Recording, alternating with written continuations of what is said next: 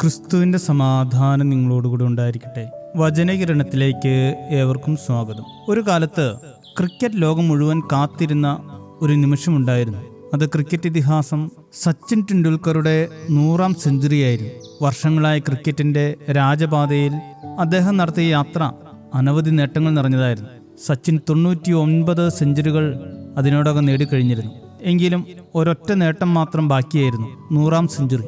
ആ നേട്ടത്തിലേക്ക് എത്താൻ അദ്ദേഹം കഠിനമായി പരിശ്രമിച്ചു. ഓരോ മത്സരത്തിലും ആരാധകർ വലിയ പ്രതീക്ഷയോടെ നോക്കി. പക്ഷേ ആ മാന്ത്രിക സംഖ്യ അദ്ദേഹത്തിന് ലഭിച്ചില്ല. 2011 മാർച്ച് 16 99ാം സെഞ്ചുറി നേടിയ സച്ചിന് 100ാമത്തെ സെഞ്ചുറിക്ക് വേണ്ടി മാസങ്ങൾ കാത്തിരിക്കേണ്ടി വന്നു.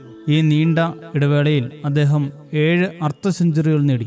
പലപ്പോഴും വിജയത്തിന്റെ തൊട്ടടുത്തെത്തുകയും പക്ഷേ അർത്ഥസന്തോഷത്തോടെ മടങ്ങേണ്ടി വരികയും ചെയ്തു. ഒരിക്കൽ അദ്ദേഹം 97 റൺസിൽ പുറത്തായി. പലർക്കും അത് വലിയ നിരാശയായിരുന്നു. പക്ഷേ സച്ചിന് പിന്മാറാനുള്ള ഒരു ചിന്തയും ഉണ്ടായിരുന്നില്ല. തന്റെ പരിശ്രമം തുടർന്നുകൊണ്ടേയിരുന്നു. ഒടുവിൽ കാത്തിരിപ്പിന് വിരാമമിട്ട് ആ ചരിത്ര നിമിഷം പിറന്നു. 2012 മാർച്ച് 16 ബംഗ്ലാദേശിനെതിരെ നടന്ന ഏകദിന മത്സരത്തിൽ സച്ചിൻ 114 റൺസ് നേടി തന്റെ 100ാം സെഞ്ചുറി പൂർത്തിയാക്കി. അന്ന് ലോകം മുഴുവൻ ആവേശത്തോടെ കൈയടിച്ചു.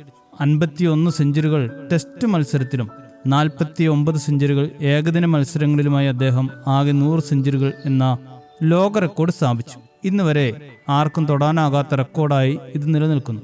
ജീവിതത്തിൽ ചെറിയ പരാജയങ്ങൾ, നിരാശകൾ, തടസ്സങ്ങൾ എല്ലാം നമ്മെ പരീക്ഷിക്കാൻ വരുന്നവയാണ്.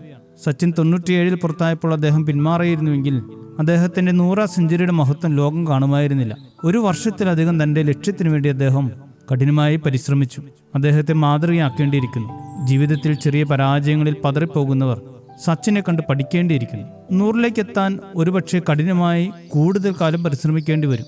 ഹായ് പട്ടണം പിടിച്ചെടുക്കാൻ പോയ ഇസ്രായേൽ ജനം ആദ്യം പരാജയപ്പെട്ടെങ്കിലും അവർ പിന്മാറാൻ തയ്യാറായിരുന്നില്ല. ദൈവത്തിൽ ആശ്രയിച്ച് വീണ്ടും പരിശ്രമിച്ച അവർക്ക് വിജയം നേടാനായി. നമ്മുടെ ജീവിതത്തിലും ഈ തുടർച്ചയായ പരിശ്രമം ആവശ്യമാണ്. ചെറിയ തോൽവിയെ നിരാശപ്പെടുന്ന വിദ്യാർത്ഥികളോടും ജീവിതത്തിൽ പരിശ്രമം മുടക്കുന്ന ഏവരോടും പറയാനെന്നേ ഉള്ളൂ, പിന്മാറാതിരിക്കുക. വിജയം നിങ്ങളുടെ മുമ്പിൽ തന്നെ ഉണ്ട്. പ്രതീക്ഷയോടെയും വിശ്വാസത്തോടെയും മുന്നോട്ട് നീങ്ങുക. ഒരു ദിവസം നിങ്ങളുടെ 100 മേനി വിജയം നിങ്ങളെ തേടിയെത്തും. ശുഭദിനം നേരുന്നു. ദൈവം അനുഗ്രഹിക്കട്ടെ. മരുഭൂപ്രയാണത്തിൽ ചാരിടുവാൻ ഒരു നല്ല നായകൻ നിനക്കില്ലയോ? കരുതും നിനക്കവൻ വേണ്ടതെല്ലാം. തളരാതെ യാത്ര തുടർന്നിടുക. അഴലേറും ജീവിതമരുവിൽ നീ തളരുകയോ ഇനി സഹജേ? അഴലേറും ജീവിതമരുവിൽ നീ തളരുകയോ